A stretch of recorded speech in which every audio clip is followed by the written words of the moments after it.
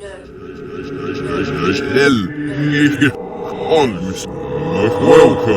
to Lock Picking Legend.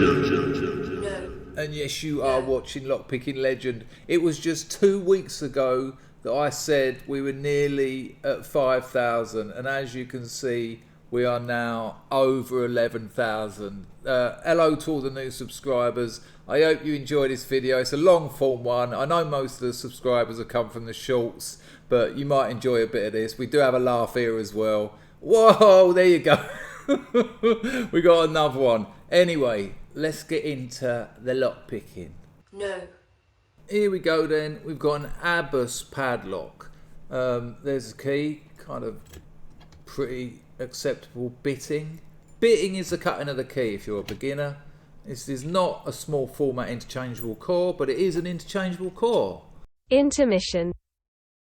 So this is a small format interchangeable core. It has a control key, which this one is, that you turn to control, which is that much, and it has a normal key. Now, while the lock we're looking at looks like this, it doesn't have a control key. It just resembles it.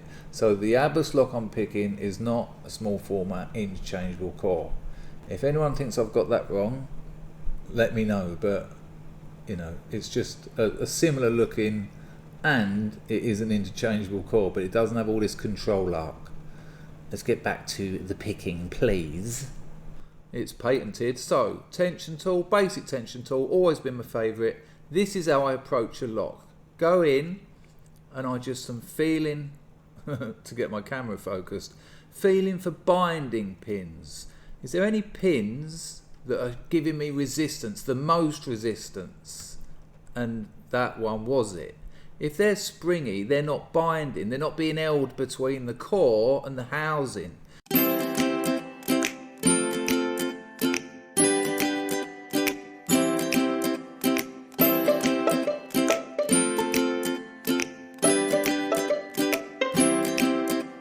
So I'm just, now I've got a binding pin here, but can you see it's pushing the tension tool back? That's a spool pin.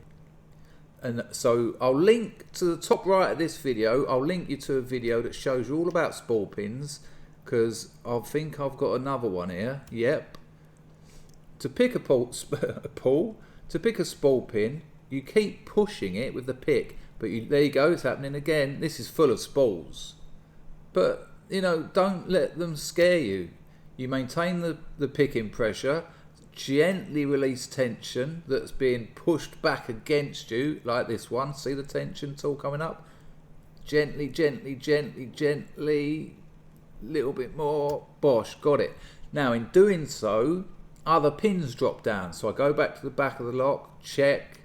5 is a weird one, and I'm in. Legendary. But 5 was a weird one. But that's it. Don't let these things scare you. Just approach the lock. Learn what you're feeling for. Is it binding? Is it springy? Is it giving you counter rotation? Now let's open this Abbas very insecure lock. I don't mean in a psychological way. You can sort of take the piss out of it and it'll be alright. I'm talking about in terms of locking your mistress's chastity belt. Right, there you go. There is an interchangeable core. Now, you don't really need to see this. There's enough videos online showing you how to open up locks. It's just plug followers, C-clip removers and the like. And there you go. There you go. So I'll speed this up.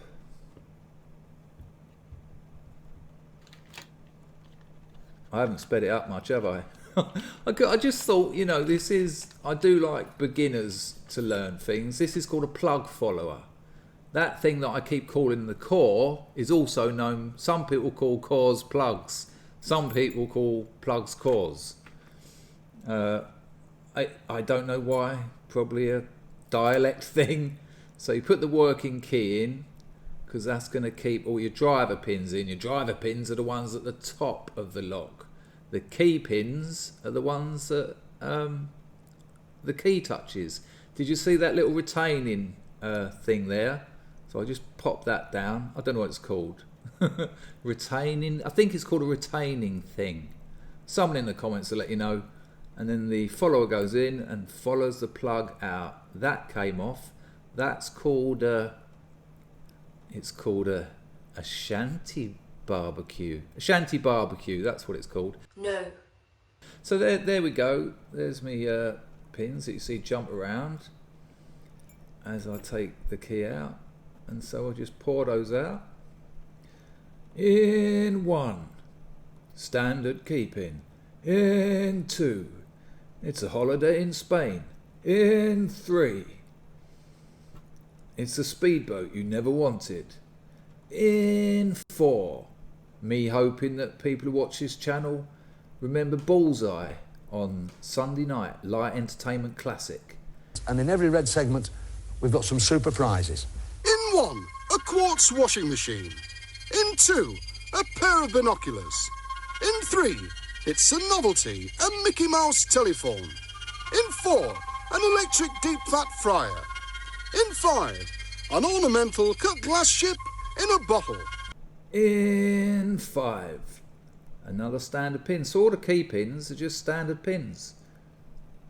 There you go. We'll have a little closer look. Rounded at the bottom so that the key goes in nice. Flat at the top. I'll link you to another video here at the top right that shows you the differences between the tops of key pins. That's upside down, there you go. Because some of them aren't always flat, which gives you a bigger window of picking opportunity. That might sound ludicrous now, but watch the video that I've linked in the top right and you'll understand it. Now, here we go, spool pin. That was why I was getting counter rotation. Spool pins are a security pin made so that you have trouble picking locks.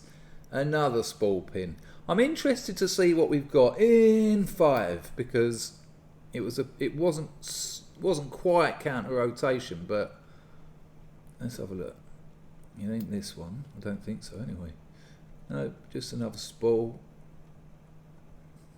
They're not hard to pick, spool pins. Learn to identify counter rotation.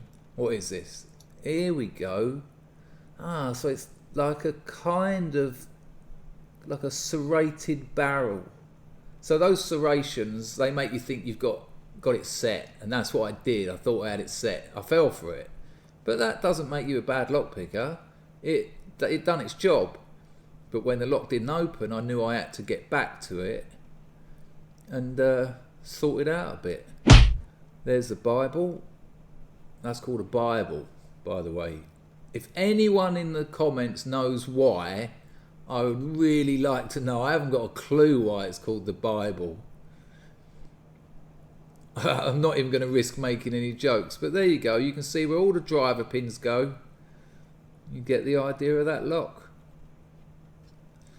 And the reason that they're in that top bit and it's in a separate bit, like not like a standard lock, is so that you can change it. If you want to rekey all your padlocks, you can just oof it out like I did then. You wouldn't take all the pins out and then just put a new one in. You might want to rekey all your system. You might want to put a master key system in. That's why you have locks that you can change the core very easily. Master keying, changing the keys, whatever. So there you go. I hope you enjoyed that. Give us a thumbs up. It really helps. If you're not subscribed, subscribe. The more subscriptions, the more videos I'll make. It's that simple. Thank you very much, legends. I'm loving this channel. I'm loving your engagement. Let me know what you think in the comments. If you can answer any of those questions, let me know. And if you've got an Abus, there. Look after yourselves and ta-ta. Legendary.